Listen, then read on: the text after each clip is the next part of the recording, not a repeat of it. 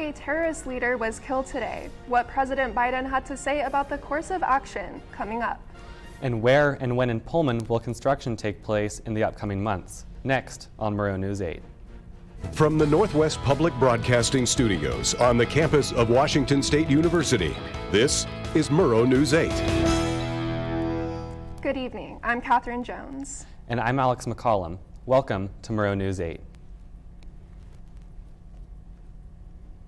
An overnight raid by the United States Special Forces in northwestern Syria has led to the death of ISIS's top leader, Haji Abdullah. As U.S. forces closed in, Abdullah set off a suicide bomb that killed him, his wife, and their two children. We do know that as our troops approached to capture the terrorist, in a final act of desperate cowardness, he, with no regard to the lives of his own family or others in the building, he chose to blow himself up, not just to the vest, but to blow up that third floor. U.S. leaders were able to safely evacuate 10 people from the building and positively identified Abdullah's remains using DNA and fingerprint analysis. We begin our local news coverage this evening with the latest Whitman County COVID-19 case count. Whitman County Public Health confirmed 115 new cases today. That brings the total number of cases to 8,091, with just under 600 hospitalizations and 86 deaths. WSU announced the release of its quarantine and isolation tool for students and staff on Sunday. According to the Daily Evergreen, the tool will be used to monitor COVID-19 rates and cases throughout WSU campuses. Administration also extended the request to stop food and beverage sales at campus events, including sporting events, through February 14th. In traffic news, the Washington State Department of Transportation is planning a lot of highway projects in Whitman County this summer. According to Pullman Radio News, road crews plan to pour 10 miles of new pavement on Highway 195 between Rosalia and Steptoe. This will reduce parts of the road to single lanes. Crews will also be adding passing lanes to parts of Highway 26 west of Colfax. Parts of Highways 26, 27, 127, and 195 will also be resurfaced with chip seal. The Washington State Parks Commission has voted unanimously to close public access to the cliffs and pool at Palouse Falls during the Commission's meeting last week. Parks planner Laura Moxham said the reasons for this closure are to protect visitors safety and to preserve the site's natural and cultural resources. The vote from the Commission also renamed the park to Palouse Falls State Park Heritage Site. Pullman PD are searching for a new police operations commander. This position will include planning, organizing, directing, and controlling assigned operational activities of the police department. Successful candidates should be knowledgeable of police administration, labor relations, modern law enforcement methods, local, state, and federal laws. Pullman Fire Marshal Chris Waring announced that he will officially retire at the end of May. Waring spent 22 years in the Pullman Fire Department and became fire marshal in August of 2015. Waring says he and his wife Nancy have purchased a home in Phoenix, Arizona, closer to where his son and grandchildren live. WSU faculty with creative ideas are eligible to apply for a Smith Teaching and Learning grant of up to $5,000. Proposals must contain subjects related to inclusivity, diversity, equity, and access. The deadline to apply is March 14th. For more information, you can look online for the Smith Teaching and Learning Grants website. The City of Moscow is now offering COVID-19 recovery grants for small businesses. The city allocated $750,000 from the American Rescue Plan Act to the city's two grant programs. These include the Small Business Program, which grants up to $15,000, and the Community and Social Services Nonprofit Program, which grants up to $25,000.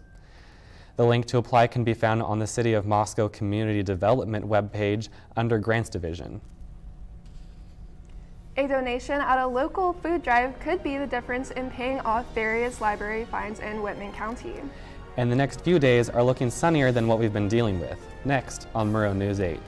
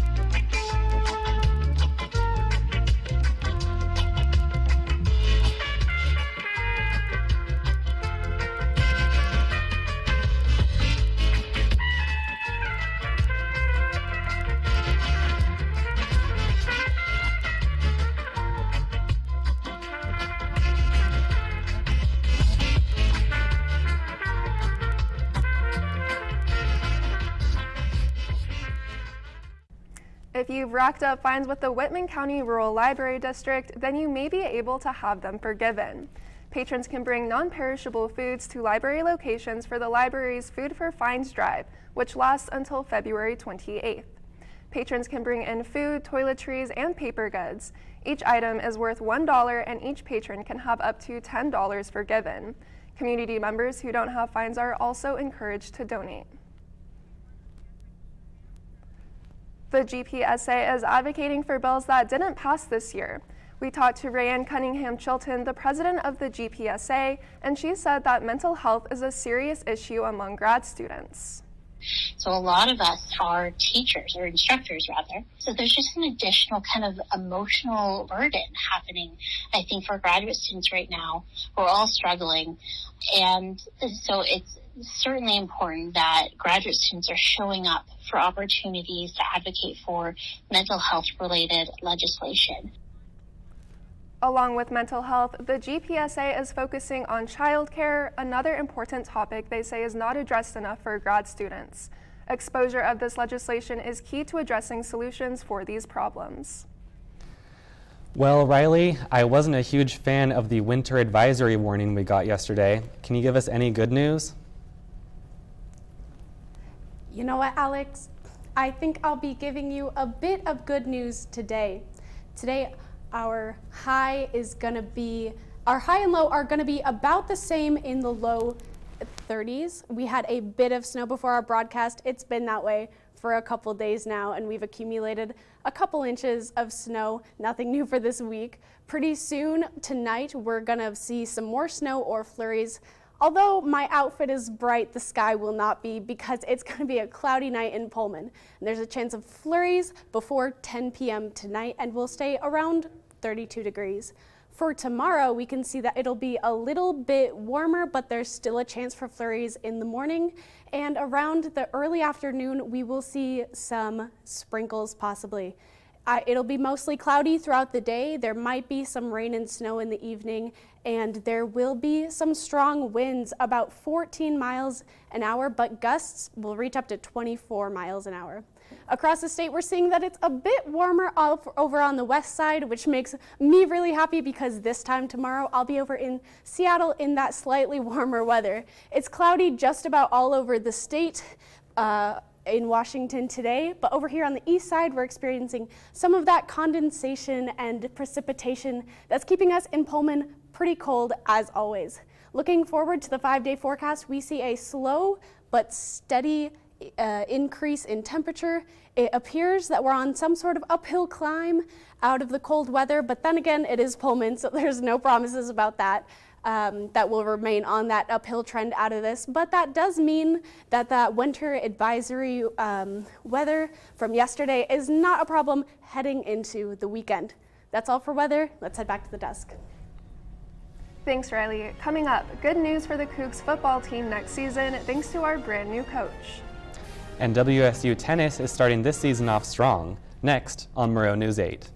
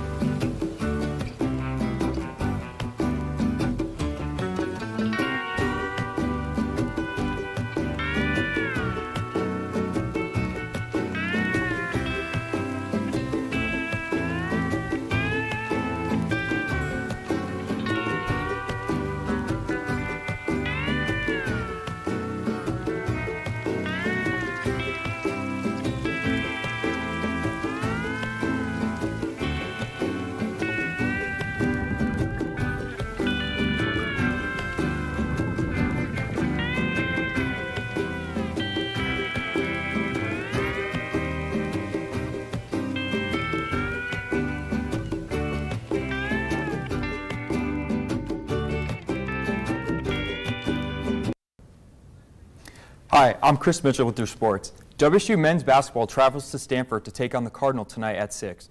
For the first time in almost a month, the Cougar men will be on the road, and Stanford beat the Cougs in their January matchup in a close 62-57 game. WSU will look for key minutes from DJ Rodman, who missed their first matchup with both TJ Bamba and Deshaun Jackson not expected to play. Head football coach Jake Dickard completed his staff on Tuesday with the hiring of cornerbacks coach Ray Brown. Coach Brown spent a year on the Palouse in 2013 as a grad assistant under Mike Leach and was most recently the cornerbacks coach at Utah State. He was also a 4-year starter at corner at Eastern Carolina University.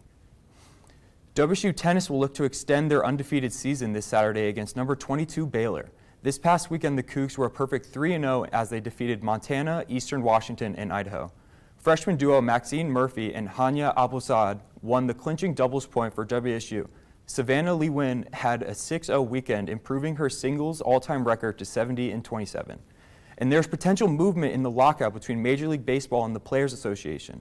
According to ESPN Jeff's Passan, the MLB is requesting the help from Federal Mediation and Consultation Service negotiating in their negotiations. Pitchers and catchers for all Major League teams were originally scheduled to report between February 17th and 19th. Pitchers Damon Jones and first baseman Kyle Manzardo are former Cougs looking to make an MLB roster this spring. And that's all for sports. Back to you guys at the desk. Thanks, Chris. Well, February 3rd is a special day for classic rock fans. Why this day is a bittersweet one for fans of 3 famous musicians who passed away. Their story next on Murrow News 8.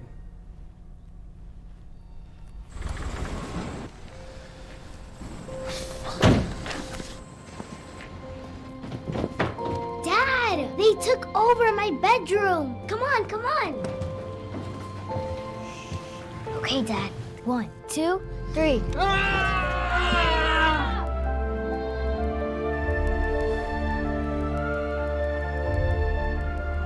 Dad!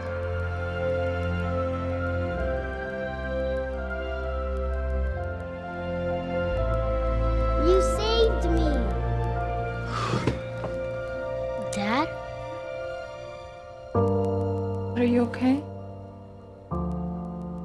I'm fine, dear.